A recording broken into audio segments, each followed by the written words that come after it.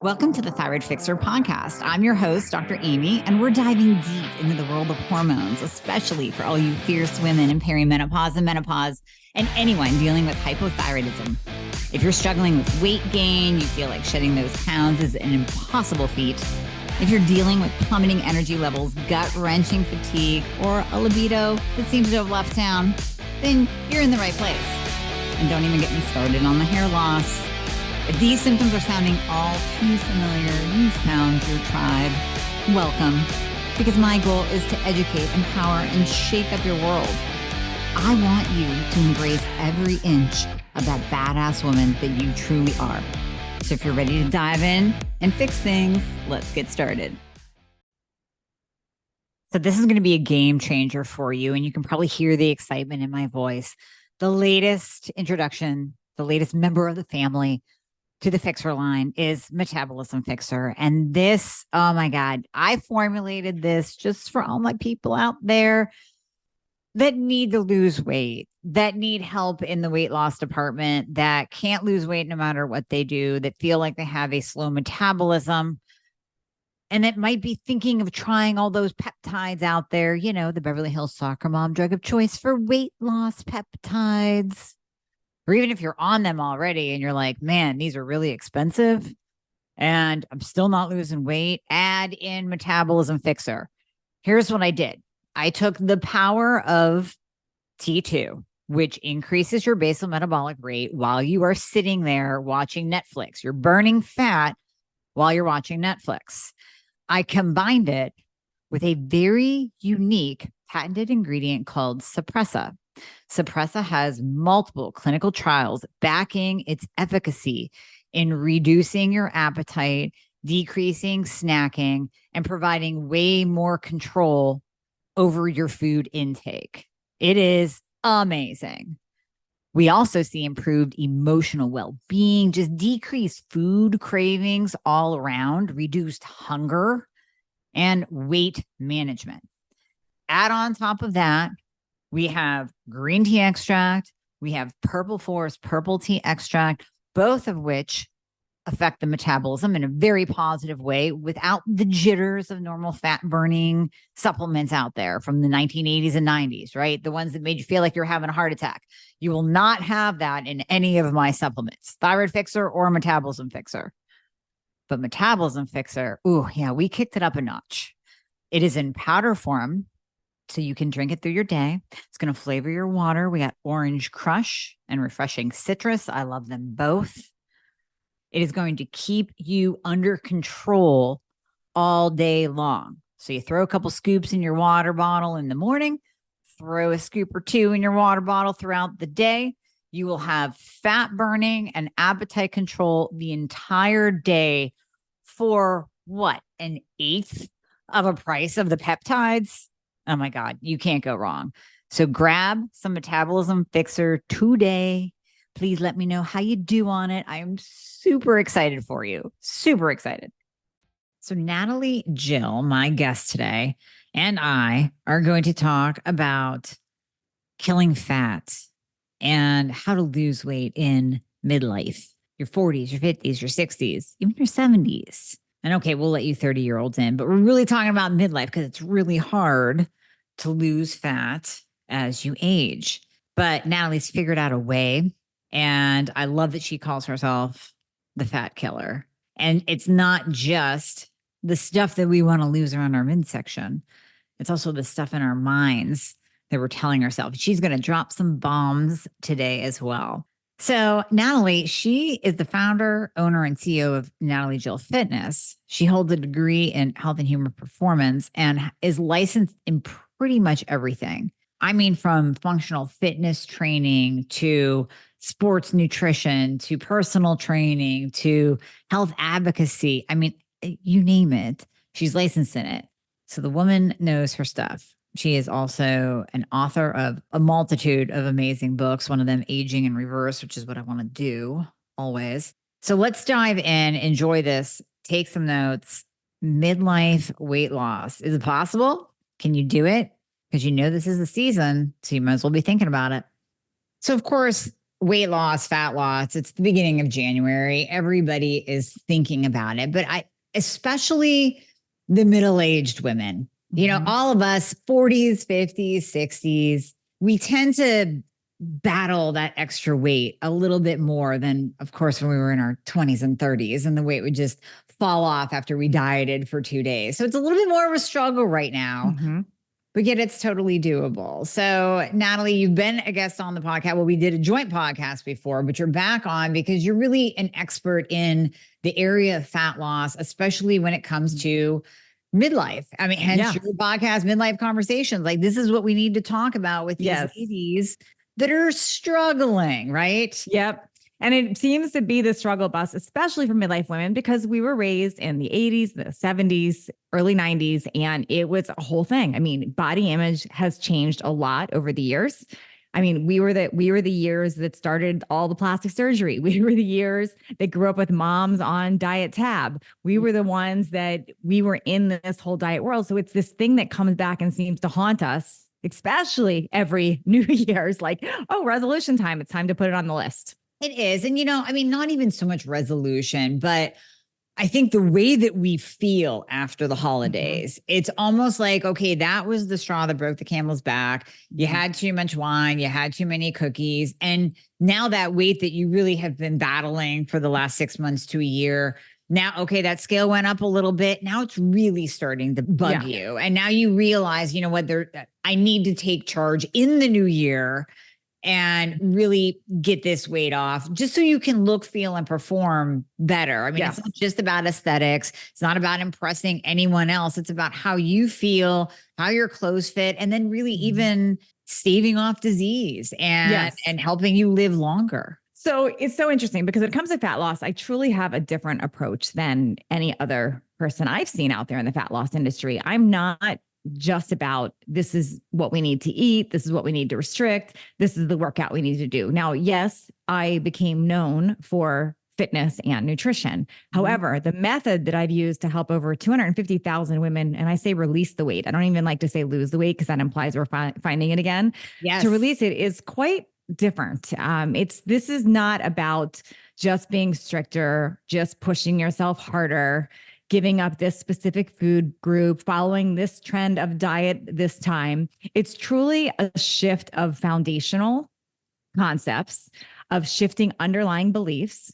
And when we do that, it changes everything. It's kind of like building a house on unstable sand. You could build a dream house and it's going to collapse without that right foundation. Now, we have been built. We are tough. We are Gen Z, many of us. Some listening are probably millennials, Gen Z. We're tough, maybe older.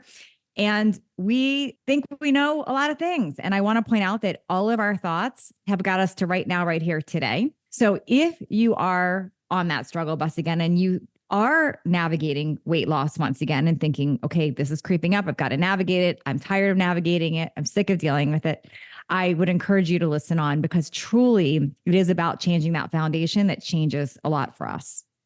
And that's what I love about you is that you don't just, oh, here's a cookie cutter diet. Here's some exercise to do. You'll be good. You're getting deep. You're getting into those beliefs. And I see that with my audience. I see that with my patients too, that sometimes that's the sticking point. We could be doing all the things. We can be optimizing their thyroid. We got them on the bioidentical hormones. They're doing great on paper, but why can't they lose the weight? And oftentimes, do you find it is about that mindset? It's so funny because if I were to tell somebody it's mindset, they're going to be instantly triggered. They think, what do you mean? I have a positive mindset. I'm in the right place. It's not in my head. And that's not what I mean by mindset. I want to call it foundation instead of mindset, because what happens is we become the sum of everything that we've experienced in our life. Like we've got all these stories, all these backgrounds, all these things that have built up who we are today, and all the experiences we've had, all the experiments on diets, all the ups and downs in our scale, all the things have made us who we are today, right? So we have this strong foundation that runs around 24/7 in our minds, in our body, in our beliefs that we start approaching new things with. And we wonder why we don't have change. Well, we can take on new actions, but we're not fixing that foundation. We're not fixing that. So we've got to go deeper. before we can fix that. And when I say go deeper, I don't mean I'm going to get you crying with the tissues and we're going to go back to your childhood. That's not what I'm talking about. But we have to really redefine some things. I'll give you a few examples. When people ask me what I do, I say kill fat. And they say, okay, fat, we kill fat. And I say, yes, but fat to me stands for false assumed truths. It's a belief set we've been carrying for years and years and years. For example, you might have patients that come to you, Dr. Amy, they say, I have thyroid problems. This is my problem. This is why I can't release weight. And they're only saying, I have thyroid problems. This is my story. Well, the truth of the matter is there's people with thyroid problems that have released weight, right? Okay. So that becomes a false assumed truth. If you believe because of your thyroid problems, you cannot lose weight. Same thing with age. Same thing with a new diagnosis of type 2 diabetes, for example. Same thing with anything. As soon as you say, I had a hysterectomy, therefore I can't lose weight, or I've hit menopause, therefore I can't lose weight. If anyone else on the entire planet has had a result different than that, then it is not a fact. And it's a false assumed truth. So one of the first things we as women need to take a grasp of is what are these false assumed truths that we've been carrying around our whole life? And how do we fix those? Because if you truly believe that that is your stop, then you are creating a self-imposed stop and there's no way to break through it. I can give you the most perfect diet. I can watch it 24/7. I can push you on the workout. You can get them on the best protocol doctor-wise, but it's not going to last if we don't fix that false assumed truth. That is a mic drop. Like my jaw is actually opening. If anyone's watching this on YouTube, I'm like, oh my God. Because listen, as long as I've been in this industry, as long as I've been doing this, I have never put it together like that. Like you just explained it. And that is amazing. And it's brilliant and it's true. And I can already think of patients that I can apply that to, like, oh my God, that's it. It's the yeah. Well, truth. Think about your patient that comes into you and they say, I have tried everything. Nothing works for me. Nothing's going to work for me. It's this, that. Like, that's not a fun patient for you because you already know I am battling a lot. Now it becomes this game of I've got to prove something, right? This is not fun. But the patient that comes in and says, I know there's something more for me. I know that this is not where I'm supposed to be. I know, and I'm ready. That's a very different mindset. It's the same thing with false assumed truths. If you approach anything new in your life with this belief set that it's not going to work for you, all the reasons why, then it's not going to work for you. Nothing's going to change that. So when people come to me, when my clients go through my Thrive program, when they are working one-on-one with me, whatever it is, when they tell me that things will not work for them, I say, you're right. Yes. Because if that's what they believe, it will absolutely not work for them. And I absolutely, one of the first things I've got to unwind with people is that belief, because as soon as you believe that to be true, it becomes true. And you know what? What's interesting is I can say this in health world. It's true with our finances. It's true with our business. It's true with our relationships. It is true in all the things. If Absolutely. You believe it to be so, you're going to prove yourself right. Well, we actually have science to back that. Anyone that studied the power of the mind. Yeah. And this isn't just foo-foo new age stuff. There's Sure. actually back science. There's brain scans, there's MRIs that's been done. Yeah. Joe Dispenza is really, well known for this, that we can see changes in the brain happen. And we can also pair that up with changes in the body. Absolutely. Tumor shrinking, inflammation going down. I mean, we can see that pair up between the mind and the body. All the time. And this is why there's also, I believe, a placebo effect with things too. I'm going to point out how this works in a lot of ways. Like sometimes we have medical amazingness and people say, well, it was a placebo effect. Well, I wouldn't throw that out entirely because what's wrong with that? So if you believe something to be harming you or to be fixing you and it works, that's amazing. I actually want to grab more of that energy. I think it's incredible. Yeah. So when you approach what I teach in fat loss on those grounds, or you approach anything in your life on those grounds with a new belief set, you're going to have so much more success. It's really quite remarkable. Now, is there any point of time where you can't break through that mindset? Are there people out there that are so stubborn, or can you really kind of, if they really want this for themselves? So I'm pretty much a turn off to anybody that's going to be that stubborn. So what I'm saying to you, if you're like, I'm done with this trick, like that, you're not my person. I already know that. That's just like true. It wouldn't be your patient either. But if this resonates at all, then I'm probably an ideal coach for people because that's who I like to work with. Now, that doesn't mean we spend all of our time there, but I set ground rules throughout my method. And that's one example is those false assumed truths. And one of the exercises that I typically walk women through first is identifying what are those false assumed truths and what's the actual truth?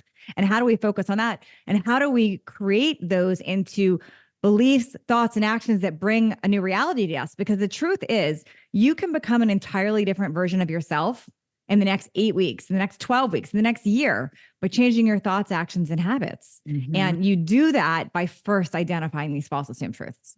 Yes, yes, yes, yes. Absolutely. I love this. Okay. So you're starting with the most important aspect of weight loss. You really are. I mean, that is the most important. Mhm. What else are you finding Yeah. in these midlife women? Oh my gosh, I could go on with a long list of things, but let's just kind of pick a few, of the most important. And you can ask me deeper where you think your audience might want to go. But I want you to picture weight loss kind of like a tripod. Okay. So we've got state on top, state.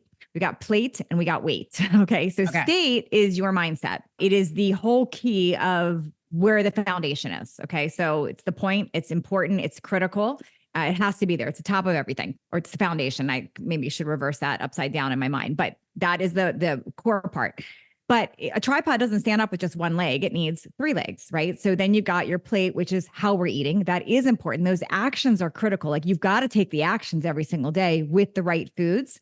And my premise on foods, and we can go deeper here, is I teach focusing on addition, not deprivation. See, most weight loss coaches, most nutritionists will teach you all the things you can't have. Mhm. That puts you in deprivation mode. It puts you in failure mode. It does not work. Right. So I'm going to teach you all the things you can have. And we're going to put so much of the good in that we make less room for the not so amazing. So it's a definite another thing that happens with our minds because now we feel really good. We're adding in versus subtracting. But then there's another part of that tripod, and that's the weight. And that's just what we're doing with our bodies, how we're moving them. That's the physical aspect. We have to have movement. Now, that doesn't mean what people think it has to mean. I'm not saying go beat yourself up at the gym, do extreme things. I'm not saying work through pain, none of that. But we have to move our body. A body not in motion will not stay in motion. So the first thing I wanted to sort of outline is that tripod is going to be critical when it comes to fat loss or change in our health. Absolutely, it is. Oh my God. Yeah. And I'm with you on the deprivation. I think we've seen in this industry way, way, way too many nutritionist coaches, functional practitioners really focus on the elimination diet and reducing this and reducing that, reduce processed food. And as good as it is to take out garbage foods. I mean, we're not saying, go ahead. And I don't have garbage foods on my plans. I want to be clear. And I still teach people what category they're in. Yes. So for example, when I teach carbs, there's lots of different carbs. There's vegetable carbs, which can be amazing and unlimited. There's low glycemic fruit carbs, which are amazing and unlimited. There's starchy carbs, which we can pack on a lot more calories in, but they're still nutritious, like yams. And someone might argue that grains can be good. I'm not a huge fan of grains, but that could be an argument one way or another. But then there's things like muffins, cookies, cake. Now, those are still carbs. Are they the ideal carb? No. So they're the not so amazing carb. So what I do is I teach clients, I teach people that go through my method, how do we fit those things in so we can actually have a life, but we don't make those the primary focus. I love that. I love that. And so going out to eat, that's a big one. I mean, all the ladies want to go out with the friends and maybe have some drinks. So how do you incorporate in living a normal life and being social? So I teach everything lifestyle based. It's very important. And I think it's a huge red flag if you ever come across any nutrition plan that's not lifestyle based, because it's not the goal to learn something and then be done with it. That's not the goal.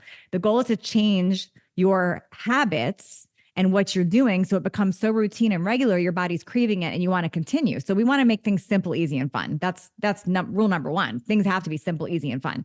Yep. So I teach everything in a way that works in lifestyle. So anything that you learn to eat, you should be able to easily at a friend's house or at a restaurant, be able to work that in. So is it realistic for me to say never have wine? No, that's not realistic. That would be deprivation mode. So instead I say work it in. Now, wine is not technically a carb, right? But I would count that as a carb in the same way it reacts in our body. So I would say, like, if wine's a thing, then we're probably giving up a starchy carb.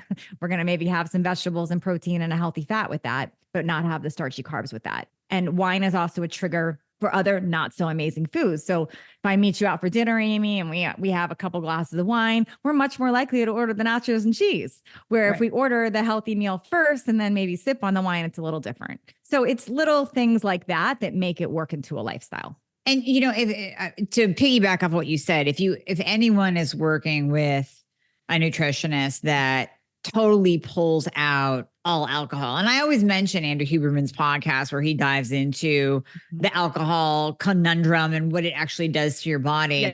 And I respect that. I admire that. And there's truth in that we don't want to pound our bodies with poison essentially. But I love that you are taking into account that we are human. We are not perfect. And as much information as we bombard our minds with, we know that alcohol is poison, but it's still fun every once in a while to do. No, exactly. No, I'm not personally a drinker. However, I'm not going to say I never, ever, ever, ever am going to have an amazing cocktail. If you're like, hey, I made this amazing cocktail, you want to try it? Right. I don't personally love what alcohol does for my body. I don't recommend it. I'm not saying, hey, let's all go drink a lot.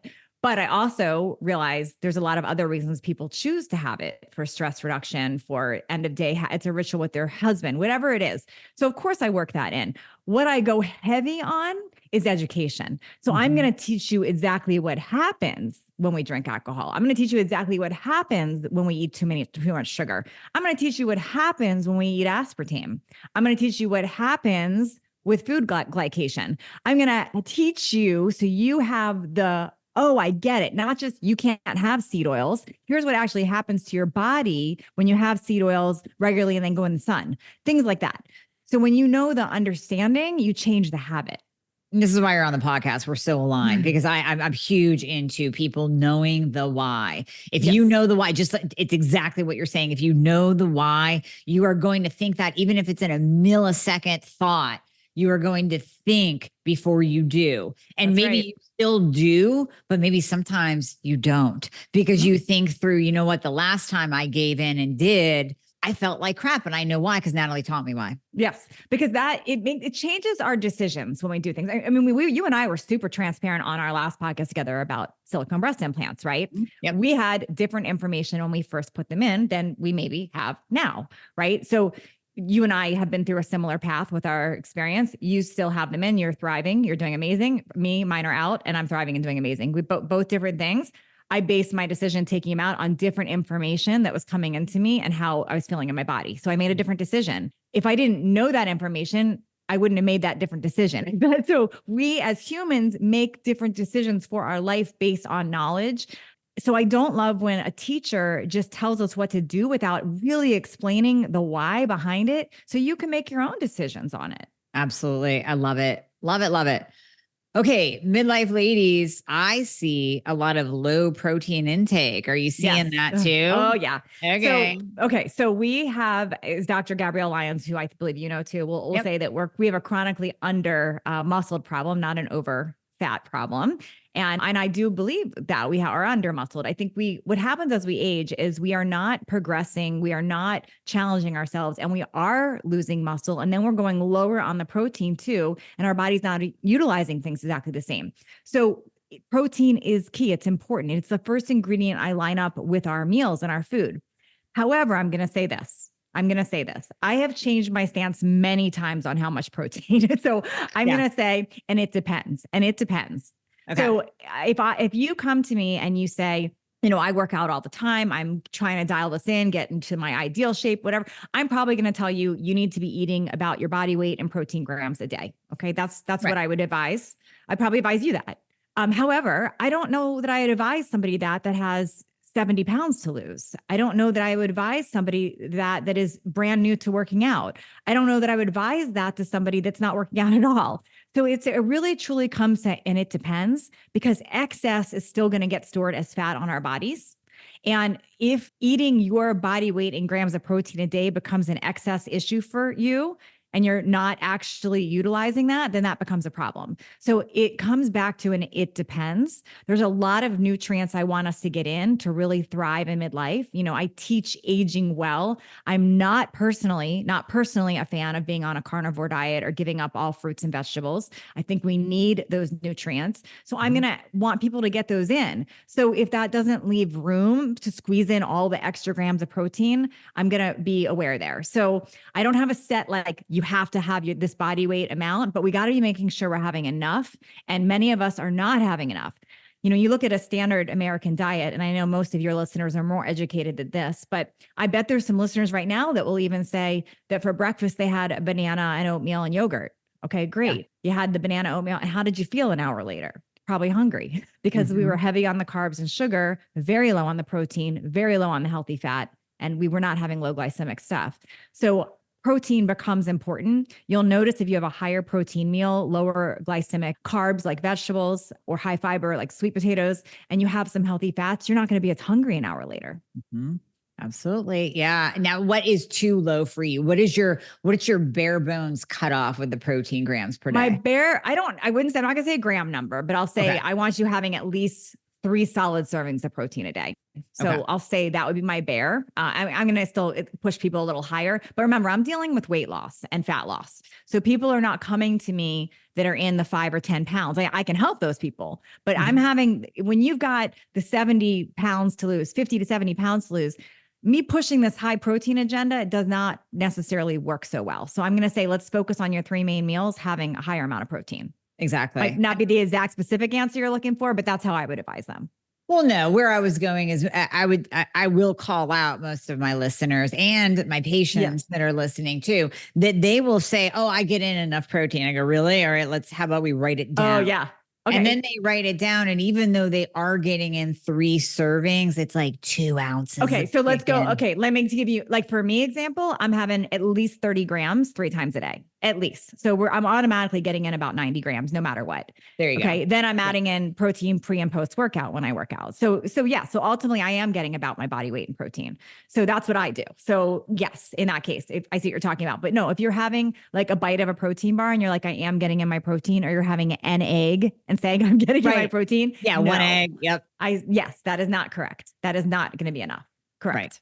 Yeah. And I want to drive that point home to the ladies too, because if you're not getting in enough, your body's not going to burn fat. No, absolutely not. Yes, you were right. And I noticed, like, you and I had dinner together and when you were out visiting here. And the first thing you and I and your husband and mine, who are all fit, we looked at the menu, and our first thing is, what's the protein? We're all looking, that's our first go-to. What's the protein we're ordering? And then what are the sides we're going to do with it? Right. That's how we all literally looked at the menu. Yeah, exactly. Exactly. So piggybacking off of that and tying in the fact that many of our listeners here were born in the 80s, 70s and 80s, or were raised in the 70s and 80s, the starvation mode theory, right? We heard that back then. Don't let your body go into starvation mode, or it will hold on to fat for dear life. Are you seeing a lot of your women, your clients starving themselves? Yes and no. So let me go. Okay. So it's not as extreme as what we were told 15 years ago, that like your body will eat all its muscle if you skip a meal. Like that's not. So I want to back up a minute and explain the idea of eating every few hours came from our fitness era. It came from the bodybuilding and the fitness world. And really, truly, it was about, how do you maximize the protein that you're eating to build more muscle and stay lean?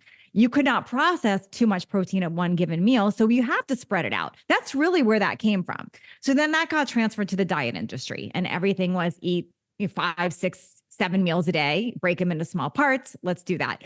Okay. What happened was that doesn't work initially for people, because if you're eating a highly processed food diet, way too many calories, and you break it down to smaller meals like that, you are going to lose weight over time. What happens over time, though, is that has become less critical. And what we've noticed is people start eating too much, and now you're hungry all day long, and you're secreting insulin all day long, and you're never in this state of fasting, which is a problem. Okay. Because when you're secreting insulin, you're not burning fat. So we don't want to be eating all day long and grazing like a cow, or we look like a cow. I'm just going to put that little out there into the universe.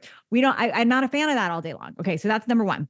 So then where does fasting come into play and what should we be doing? Well, I'm a huge fan of giving our bodies breaks, longer breaks, lots of different ways to do it, longer breaks between meals, because when you are not eating, you're not secreting insulin.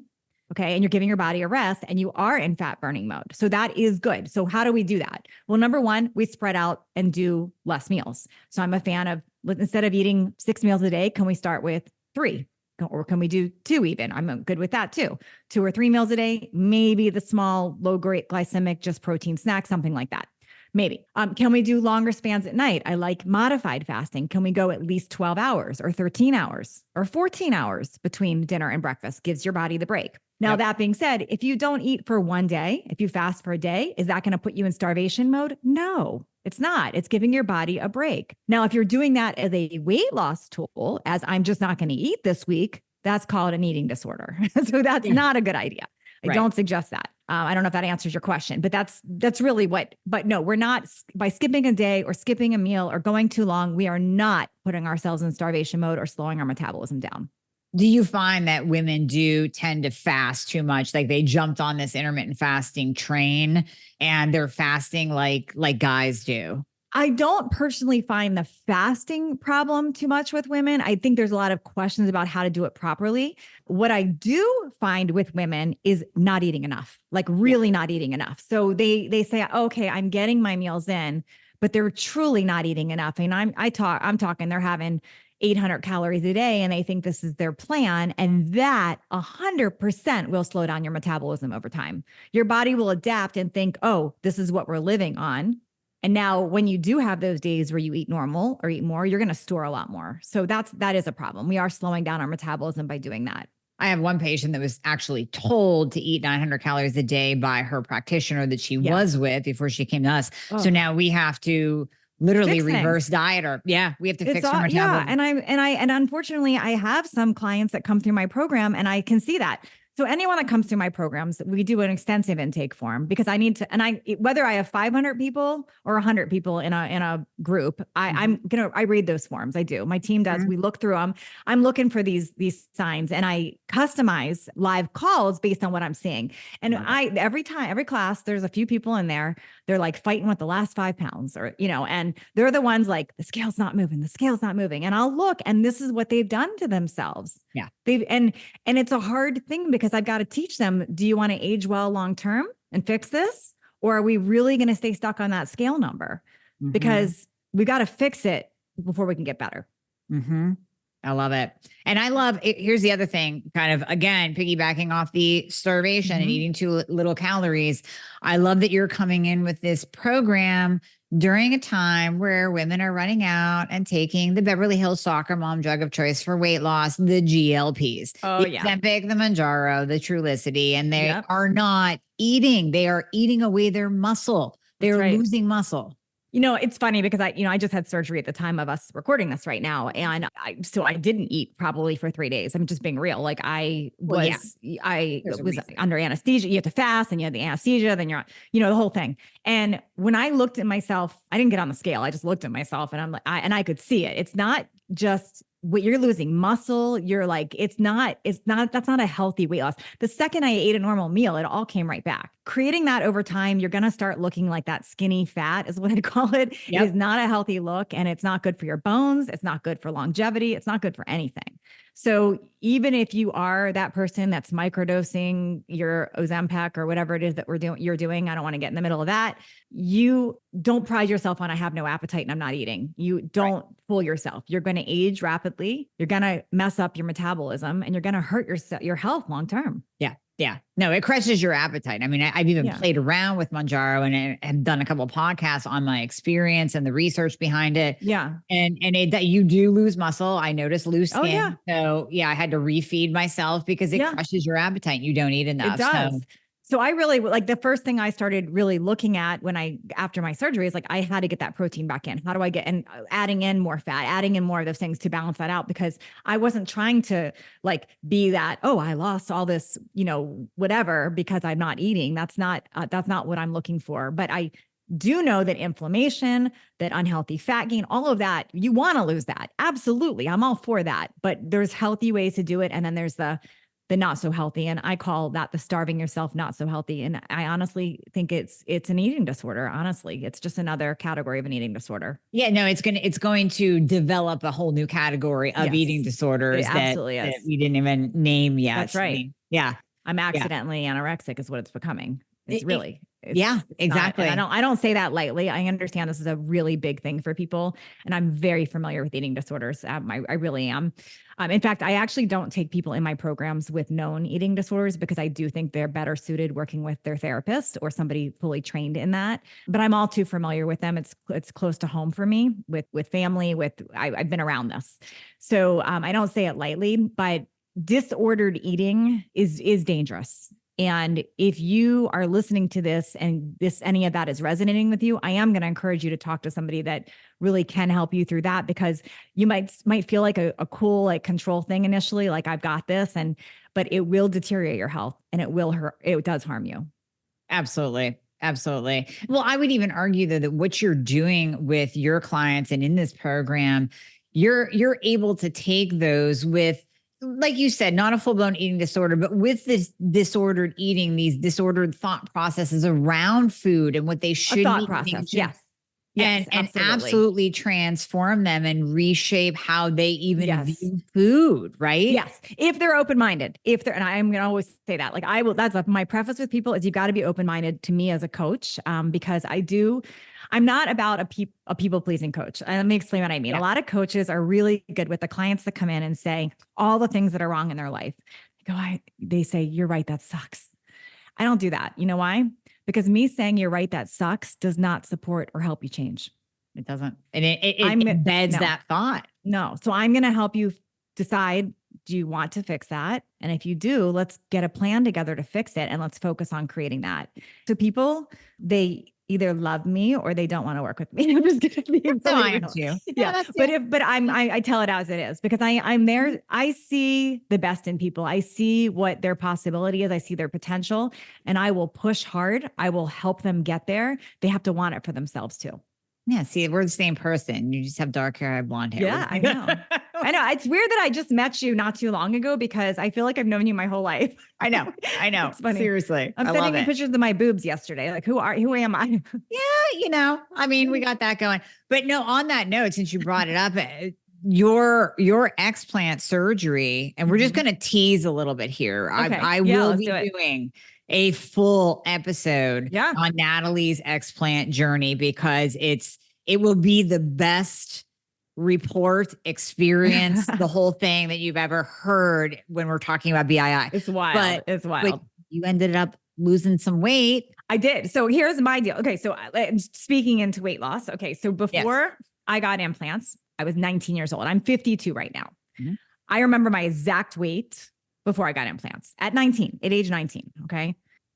And I was healthy. I wasn't like a scrawny little thing. I looked good at age 19. I was a teenager. Years and years go by, all these things. I have implants. We'll tell that whole story another time, but I've over 33 years had five sets of implants over 33 years. Mm-hmm. I had an autoimmune disease. I do have an autoimmune. I had a lot of things that happen in my world. About a year and a half ago now, I was 20 pounds heavier than I am right now. Now, no one would have looked at me and said I'm overweight. I was fit. I had abs. I'm fit.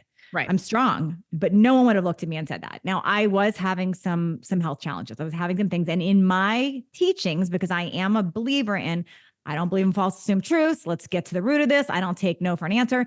I knew something was off with me, not just because of the weight, because of a lot of the ways I was feeling. So I started wearing a glucose monitor, which is something I would encourage a client that's stuck. Like I'm a detective. I want to get to the root of things. Yep. And I had some serious blood sugar things happening. And the answer I got from my first Western medicine doctor was, oh, you're headed towards type 2 diabetes, metformin, all the traditional stuff. And I said, no, that's not my reality. I know that's not what's going on. So I dug and dug and dug and dug and dug. And that's a whole nother episode to figure out what was going on. But I did step by step, layer by layer, detective work, which is what I do with clients too, getting to the root of the root of the root. First, it was working through making sure my diet was fully back dialed in. I was doing all the things I teach. Do I have something going on in my gut biome? Figuring that out. And then ultimately it led me to taking out what I learned. I had a ruptured implant. But what I wanted to share about this is I weighed myself. I'm 2.5 weeks out after my explant. I am back to the exact weight I was before I put them in at age 19. And I think that's wild. And that is not, I don't look weird. I don't look anything. I don't look like scrawny, nothing like that. Oh. I still look strong. What I've lost is inflammation. What I've lost is the excess stuff that my body didn't need. It wasn't me.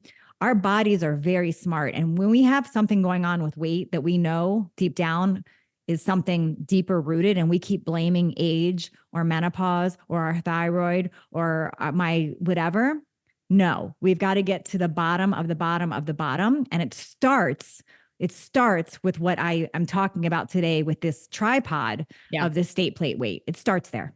Yeah, I love that. And your results have blown me away. They blown me away. I didn't expect it. Honestly, I wasn't going into that trying to lose weight. That was not my goal. Right. It's just one of the things. But with that weight release, because I would have been fine the 20 pounds. I'm fine. Either I felt good then. What is different is how my body feels. The pain is gone. The inflammation's gone, a lot of that. So there's more to weight loss and weight release than just a way that it looks. If it's not the healthy stuff for you that you're carrying, we've got a lot of other problems going along with it. Yeah. And a lot of things that we're chalking up to other things is not that. Absolutely. Now, I would say someone should work your program, go through everything first before they jump to, okay, I need to lose weight. I'm going to go get my breast implants. No. I am not a fan of just go. No. And I would say the same with everything, honestly. Yeah. When women say, oh, I just need to go fix my hormones. Well, have we done this other stuff first? Because that's going to change. Your hormones change as you clean this stuff up. Right. Yeah. Okay. So I look at it as like, if you picture a really clean body of water, okay, picture a really, really clean body of water, like beautiful, pristine, clear blue water. And I throw one piece of trash in. I can see exactly what the eyesore is there. I know exactly what the problem is, that piece of trash. Now, if I have a really dirty, mucky body of water, lots of stuff going on, and I throw one piece of trash in, I can't even see that piece of trash. It just looks a mess. So what happens is when we don't have this stuff dialed on first, and we're just trying to skip steps, oh, I just need a prescription. Oh, I just need to fix my hormones. Oh, I just need to do a parasite cleanse. Oh, wait, no, just need to remove my implants. Nope, it's not that. It's not just one thing. We've got to start with cleaning up the pool, and then we start plucking if things aren't changing. I love that. That's perfect. Yes, 100%. Ding, ding, ding. Yes. Yeah. Exactly. And what's funny, Amy, and I see this come up because I've been very vocal about removing mine, and you know, of all people, what I was going through deciding. Like I was not enrolled at first. Like I was like, this is not, it's a hard decision. really close on this, talking about this. And our last episode, I hadn't decided yet. And what's interesting to me is how many women have said, because they see my results, now they want them out, but I'm cautioning them to not skip the steps. Yes. It's still a major surgery. Right. Absolutely. Yeah. No, I'm so glad that you shared that just kind of came up in this conversation, because it just seeds for the next podcast, and it just gives women something to think about. Yeah. Okay. We've talked about food. We've talked about thoughts. We've talked about exercise to a point. We haven't we'll talked dive about more exercise, into actually. that when let me mention a quick thing on that. Okay. And we can go, we're going to have to do like a part 2 or do a class together for people to go deeper here. Cause I already know this is going to be a whole nother level here, but I'm going to say, let's just start with the 2 takeaways I want you to have listening about movement. Is there's 2 words that are really important: progression and intensity. Now we have to be progressing what we're doing to change our bodies. And that's a period after that. End of story. You have to be progressing. If you're doing the same 3 sets of 12 you did 20 years ago, and you're saying your age is the problem for not changing your body, no. The reason you're not changing your body is you're doing the same exact thing you've been doing year after year after year. You have not progressed. You've got to challenge yourself. Same with the word intensity. Intensity does not mean go be an Olympic athlete or go be a sprinter. It doesn't mean any. Intensity means you are making it challenging for you. You're being intense for you. So what does that look like? Well, let's say we all go outside and there's a hill, and you're an avid runner, somebody listening, and somebody else listening is an avid hiker. Yep. Somebody else listening hasn't worked out in a year. Somebody else is a couch potato, doesn't even walk. Like we've got all different levels, right? And we go outside, and my runner decides that she's going to run up the hill as fast as she can. Okay. Because she's used to running flat. Right. And my hiker decides instead of hiking up the hill, she's going to jump up the hill, like do jumps up the hill. Okay. And my person that's never worked out in the last year or even walked around the block goes out and says, I'm just going to walk up the hill, no matter how long it takes me. We're all being intense. It's whatever is intense for you is what's challenging you. And that's what helps change our body. So when I go to a gym or I'm watching women work out and they say, I put in, 60 minutes a day and I do the elliptical for an hour and then I weight train for this and I've got a trainer and I do Pilates and I do CrossFit they're telling me all the things and how much time. It doesn't mean anything to me. Are you progressing and are you being intense? That's what changes your body. Oh, that's so good. That is so good. And that allows everyone to come in and be active and not feel the pressure, the stress of, oh, I have to go do CrossFit. I have to go to the gym an hour a day. That's right. No, you don't have to. She's giving you permission that you don't have to kill yourself at the gym. Yes. I love that. I love that. No, I do teach people clearly. I give them ideas of how they can do it, but it's those rules. Yeah. And honestly, you could change your whole body in 5 minutes a day if you're committed to it. If you don't believe me, go to try to do pull-ups for 5 minutes straight, or go hold a plank for 5 minutes. Right. That would change your body. No, I'm not saying that's the workout to go do, but what my point is it's not about the time. It's your progression and intensity. Right. Exactly. I love this. Oh my God. Can we go deeper? All right. So I think we need to do some kind of interactive class workshop for all the listeners so that they can, we need to do this because there's too much information. Okay. So I have a series of interactive fat loss classes coming up, but I want to do one specific with you and your audience. And I think that's what we need to do. That way we can talk to your audience, take them on live, answer their questions and go a lot deeper. Okay. So you know what? Let's do Monday, January 8th at noon Pacific, 3 p.m. Eastern. And everyone listening, you can go to fixyourweightloss.com/NJ for Natalie Jill. So fixyourweightloss.com/NJ. And there you can sign up for our free class on the 8th. We will see you there. We're totally capping it at 300. So you want to sign up now. You want to actually be there and be engaged too, because we are going to be giving you our attention, answering questions at the end. So this is going to be interactive. This is going to be learning and diving deeper. So we will see you guys there. So check the show notes, anyone listening. If you're listening to this, February, sorry, but you still got a ton of great information on the podcast. But if you're listening to this within the beginning of the year, then check the show notes. We're going to provide a link so you guys can join us on a much deeper dive into everything weight loss in midlife.